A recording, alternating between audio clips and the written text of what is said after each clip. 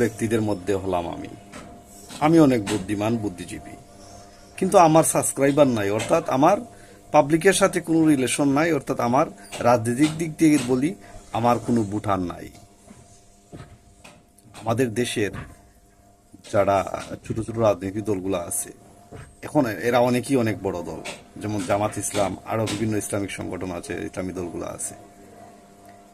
এদের শুধু কর্মী আছে, বাট এদের মাঠ পর্যায়ে এদের কোনো পাবলিকের সাথে এদের কোনো রিলেশন নাই। বিএনপি একটি পুরনো দল, এদের একটা ভিত্তি আছে, এরা এরা এরা আখাড়ে অনেক বড়।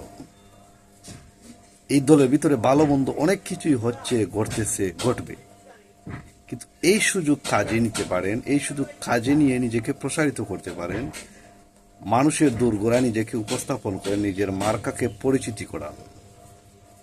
আপনার ওয়াজ মাহফিলে সবাই তাকবীর দিবে আল্লাহ নামে, আপনার নামে না, আপনার দলের নামে না। আপনি আবার বাইবেন না এরা সবাই আপনার ভোটার।